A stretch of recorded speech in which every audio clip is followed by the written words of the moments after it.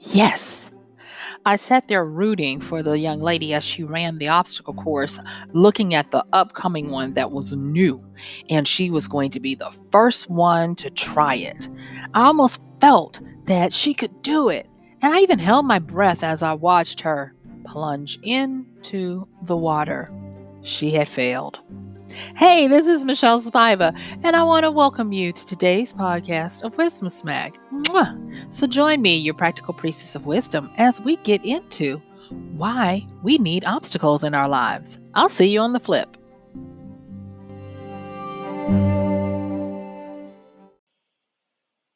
The episode in the A part, I was talking about watching this show that is a guilty pleasure of mine when I take time to catch up. And it usually comes on in the summers. And so I'm currently trying to catch up with it when I have some time. And it's a show around the world, but this particular portion is called American Ninja Warrior. Yeah. And I love it because of the obstacle courses. I love cheering on each person and keeping hope that they're going to make it and being marveled at what the human body can do. And it got me to thinking about what makes a person want to have that kind of experience. Because a lot of the people that come are, I think, not necessarily on the extremes, but you can't pinpoint them. You have some where they had an epiphany or a life changing situation. Then you have the traditional thrill seekers, but then you have those people that Malcolm Gladwell might call an outlier that are on the course. And so I like the cornucopia of unpredictableness. And so, anyway, I'm watching it and I'm looking at all of these people, and some of them wipe out real soon, but it's that rare underdog that manages to make it.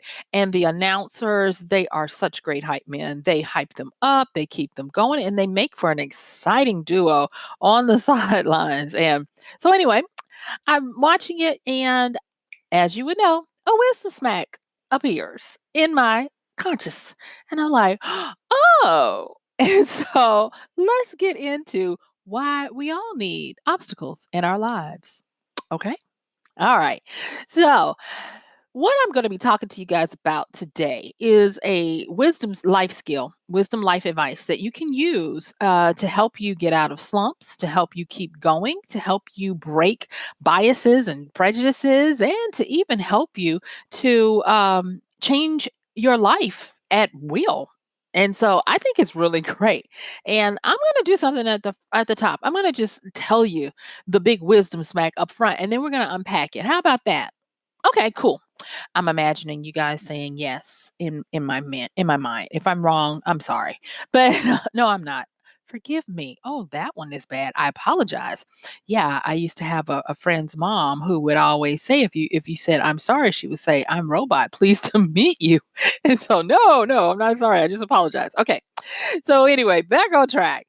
The wisdom smack here is that obstacles in life are what help us to continue to have a sense of purpose of life. And that when we get to the point where there is too much comfortableness, we fall into depressive states, we fall into apathy, a lack of concentration, and it just goes downhill from there. All right. So that's the big wisdom smack, but we're going to come back to it, and I'm going to start from where I am. And so I want to ask you a question. Have you ever had a daunting task before you that you felt rocked you to your core, and you felt there is no way, just absolutely no way I'm going to get this done? Okay. If you're raising your hand like I am, you can put it down. So the next question is, did you proceed with it or did you retreat?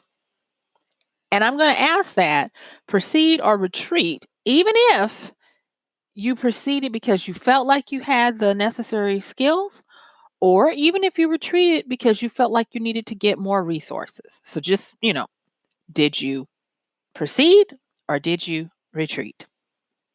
Okay.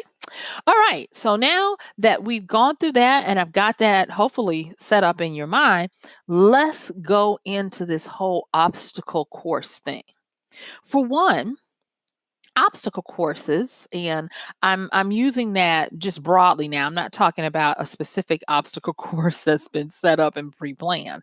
I'm really just talking about the journey of life. And the obstacle courses that each one of us has, I believe in my limited knowledge right now, it's that these obstacle courses are never meant to stop you in your tracks.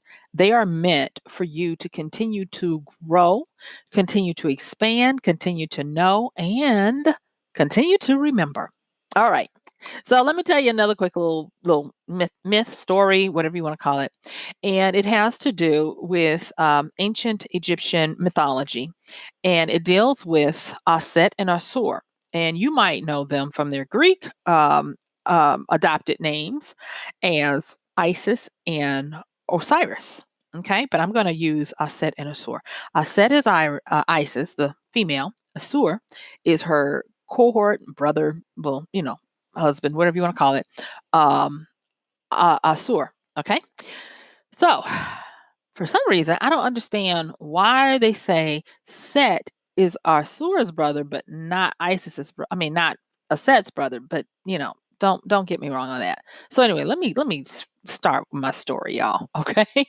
All right. So Asur and Set, and they have a row. They just don't get along. They're like opposites. Where Asur is all about light and power and illumination. Set is all about the darkness and thought and chaos. Yeah, and so supposedly they have this fight, and in this fight, Set some kind of way best Asur. And not only does he best him, he cuts his body up into pieces and flings them to the utter ends of the world. When Aset finds out that her love has been killed and dismantled by Set, she is heart stricken. And so much so that she takes time to appeal to the great all. And you know what? I'm just going to say it here. They say that she did this because if Set was allowed to reign, then the land would be full of chaos, and that supposedly her love for her mate Asur was to help maintain the balance between the two. Now, in the Egyptian, they didn't have a concept of good and evil like we do. But Set, as you're probably figuring out now, would come into our understanding as a quote unquote devil or the devil, where Asur or Osiris would come into our understanding as like a godfather like figure. Okay, so thank you for staying with me on this. She's upset. Her love has been killed and dismembered. And so she finds a way to learn the name, the great name of the great God. And because she is one of the only people who learns the name of the great God, she is imbued with the power of alchemy, magic, and secrets. And so what she does is she sets out and she finds every piece of her mate and she starts to remember him. Now, to remember is to put back together the original. Now, for some reason, there is this little horrid little part about this story that I'm kind of hesitant on telling, but I'm going to try to gloss over it and make it as palatable as possible. But it's supposedly said that she is not able to reattach his genital member. That's the only piece she can't put back together. I don't know why they decided to do that, but some kind of way she is able to find a way. And I mean, that's another story. So I'm just going to say she's able to find a way for them to have a child who becomes Horus, as we would know him as quote unquote the Christ child or Jesus or whatever. And then her and Asur bestow this power on him, where he becomes the great redeemer, and he fights Set and wins and all this kind of stuff. Because by now, that she's remembered her husband, but she can't attach everything to him, he now becomes the god of the underworld, believe it or not, where he is a bestower of grace and refuge for those who have deceased and moved on. Okay. So anyway, I told you that story to get to the point about remembering and how these obstacles, based on what a set had to go through, she had to go and find all of these pieces of knowledge.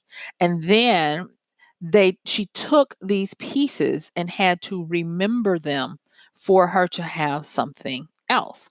Now, the thing about obstacles and remembering is when you remember something, it's never, even though you try to make it the same as before, it's never going to be the same. And hopefully, it is a progression to the next stage, to the next step.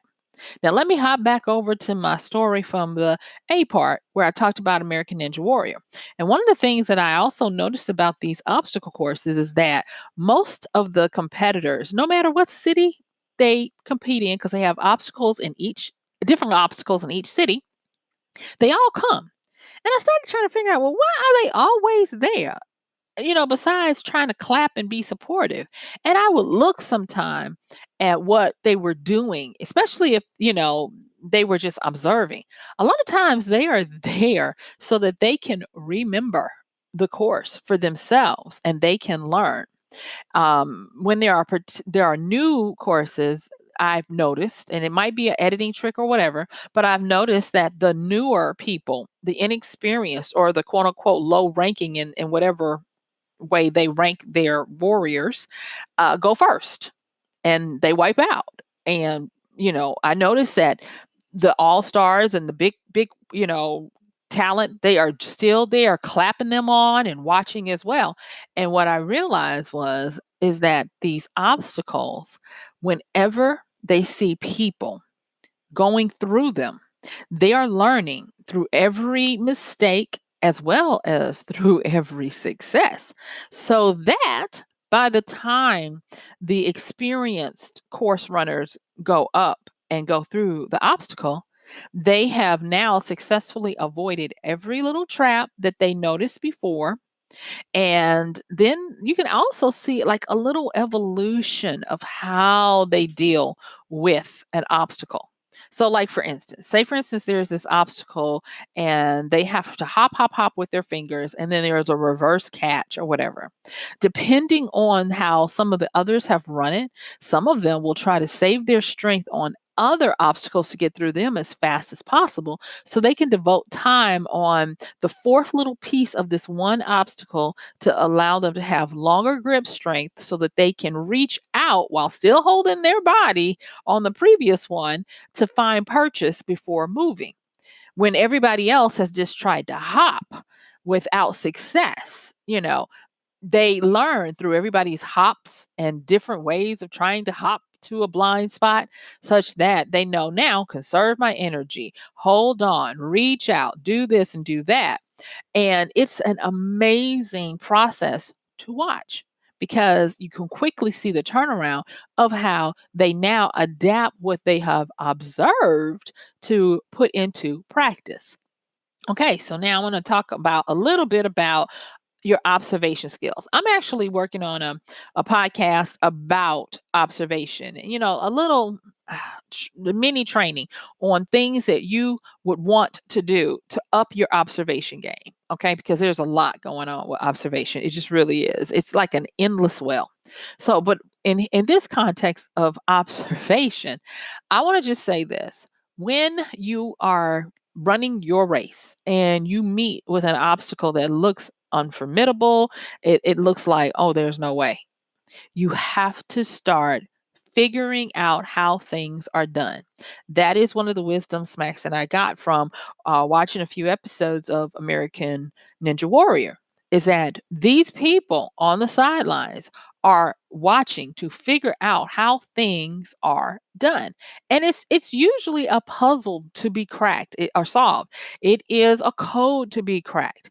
There is a way, even when it looks like it's undoable, there is a way to overcome it, to do it. If you don't think so, just think about the fact that up until only about what is it, 70 years ago, not even 70, we didn't think that a person could run a 4-minute mile. But when one person did it, everybody started watching them. And I said 80, 40 years, excuse me. Everybody started watching them. And now little kids in high school can run a 4-minute mile. Not all of them, but you have some superstars that can do that, because now that we have taken the knowledge of our observation and we have coupled that with figuring out how to do these things by watching what others have done and taking away all of those don't do this, and then remembering all of the stuff that has gone before us, it helps us to advance. And so I want to make sure I say this part before I go too much further. As you can probably see, that obstacles and why we need them in our lives, you can probably see that this is more like a game sport or team sport, because even though you have your own obstacle to deal with, you learn from other people's experience. My grandparents used to always tell me, you know, experience is experience. Even if it's not yours, learn from it. Don't make your original mistakes. You don't have to make every mistake in your life just because you don't want to know what other people have done and you don't want to take their advice. And I say that here, that even when we have our own obstacles, don't be so haughty, or don't be so depressed that you don't reach out to others to figure out or to ask or to let people know what you're going through, because the way they've run their obstacle course could and should a lot of times help you to run your own race. So, take that into observation and consideration. All right, so far we have talked about remembering, we have talked about observation, and we have talked about how to put these things together. So now let's talk about the high barriers to entry. This is an obstacle that gets many, many people. In my parents and grandparents' time, well, let me just say, in my grandparents' time, going to college used to be a high barrier to entry, because going to college and successfully getting some type of degree made you special. And it made you such that it put you in a different stratosphere of what you could do for a living and how much of a wage you could command. And because of that, this high barrier of learning curve to get, I mean, this high entry, excuse me, you guys, I'm conflating stuff before I'm ready. That meant that you had to compete for it and you had to go through, yeah, a lot of obstacles. And with that high barrier to entry, what they usually would do and continue to do even now as these particular goals shift, is there's usually a high learning curve. I remember my grandmother, who, thank goodness, she was a brilliant woman and she got afforded the opportunity to go to school. And she didn't finish, but she did get into her second year of her associate's degree. And this was during World War II. So this was a long time ago. And for her to be able to achieve that, that was an amazing thing. And so I was just in awe of what she was able to do. Then my mom, she made it through her undergrad, and then there was this thing called a plus 30. It's kind of like an add on, just below a master's, but she achieved that. And then now, with her children, and most of us having master's level, plus, even one of us, one of my siblings is, on a doctor level, she instilled that in us.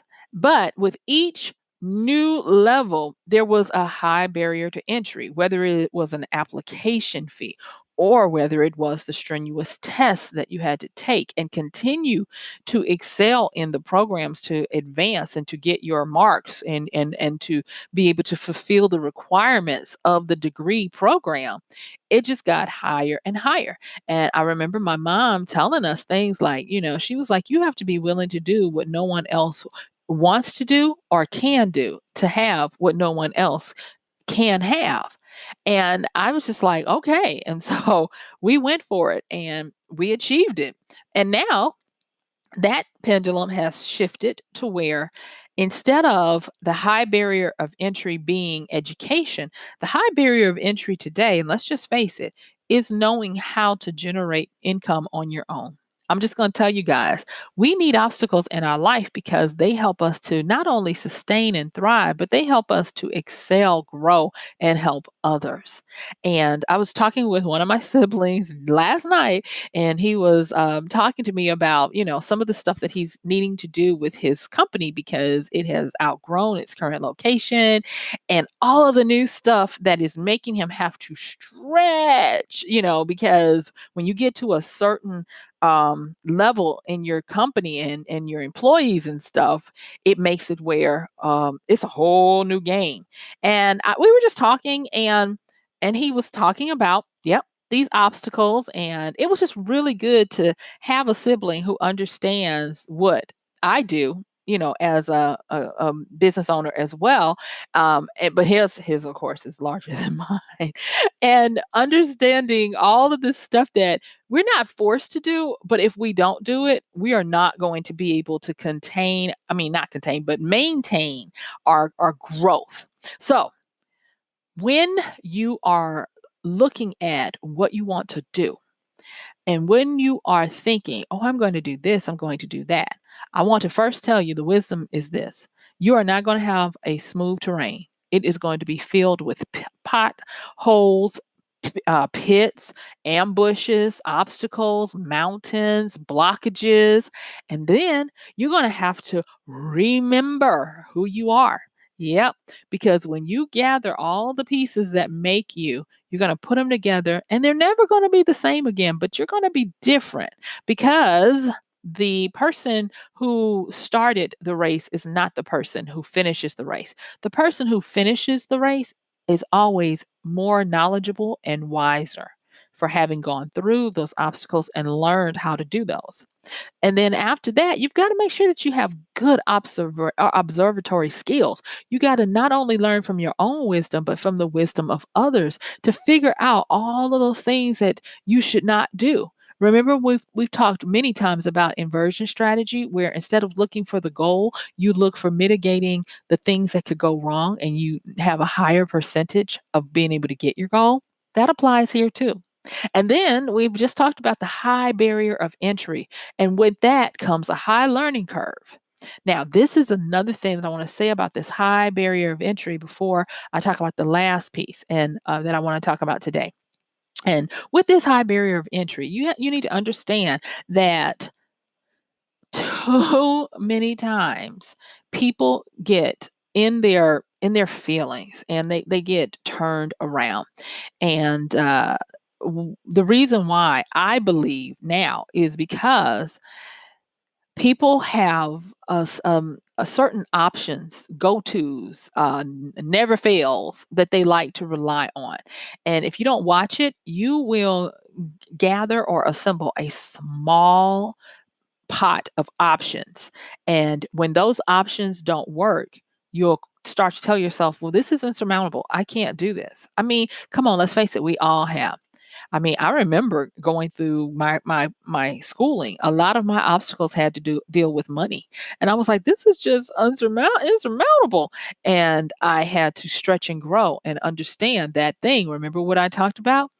You have to figure out how things are done. You have to unlock that puzzle, figure out that code, because that's part of the obstacle. That's part of the training. It's part of it to look like it's unbeatable, to look like it's insurmountable.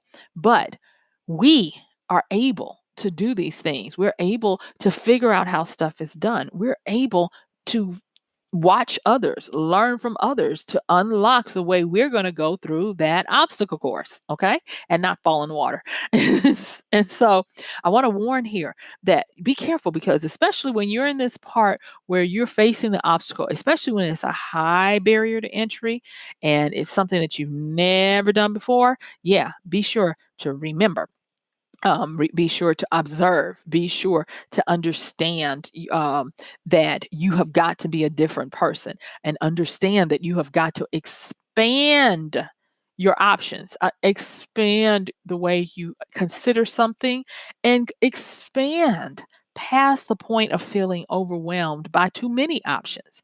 That's another pitfall that a lot of people have, and they don't even realize that sometimes when you're on your obstacle and it doesn't seem like any help is coming from outside, you can fall into desperation and even depression. And, a lot of times depression comes from a stagnation of options or an overwhelm from too many options when you have not equipped yourself to be able to expand to handle more options. Okay.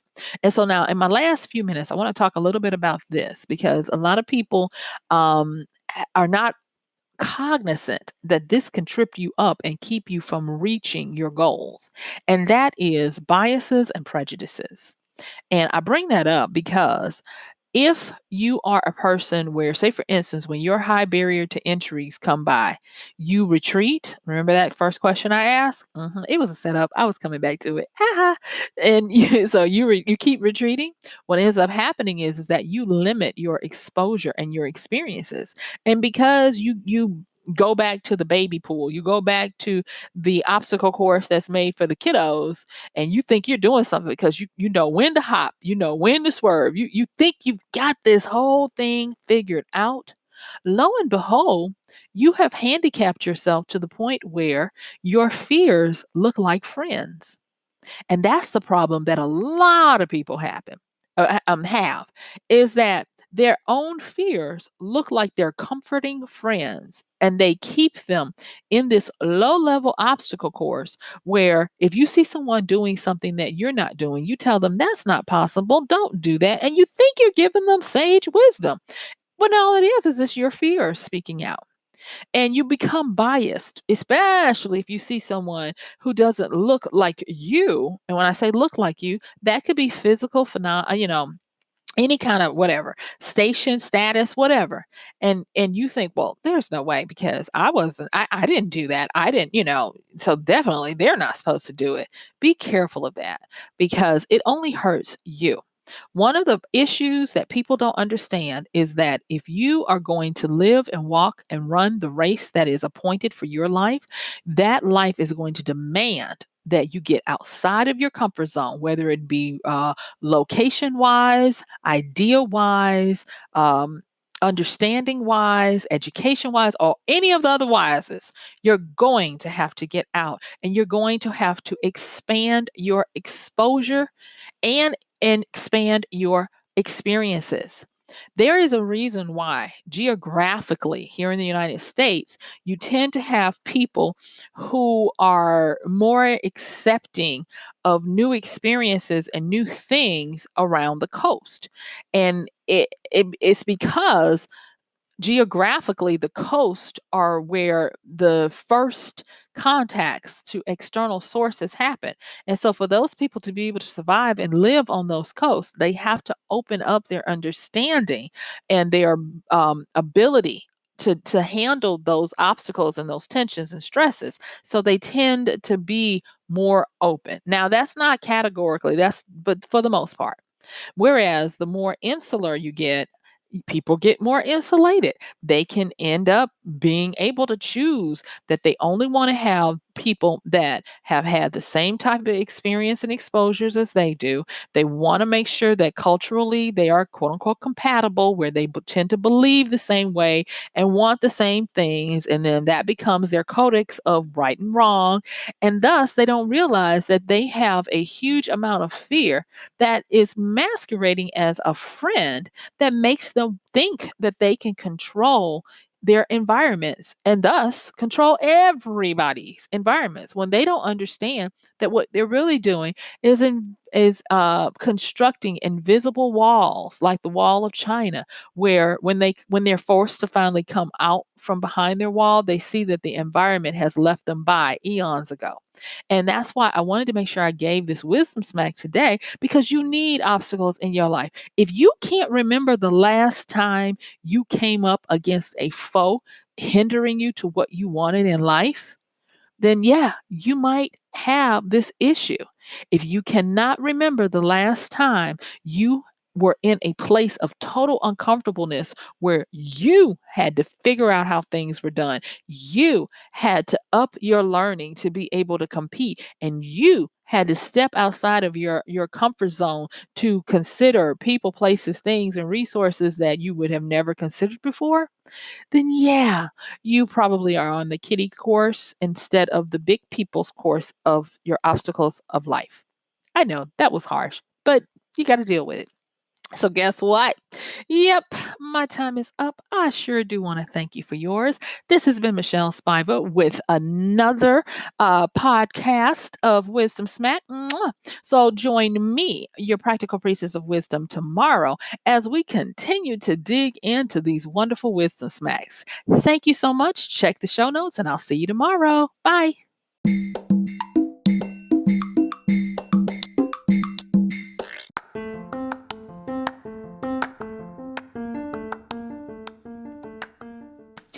And that's going to do it for today's podcast of Wisdom Smack with Michelle Spiva. If you like this podcast, please help us get the word out. Like, comment, subscribe, and even share.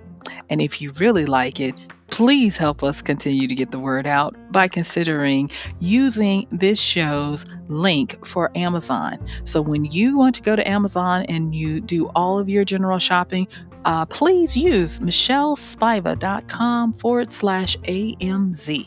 It's simple as that. It doesn't cost you anything extra, and this show might receive a little bit of commission that will go towards helping to further get these episodes out to you and to others. So thank you so much for listening. This has been Michelle Spiva with Wisdom Smack. Bye.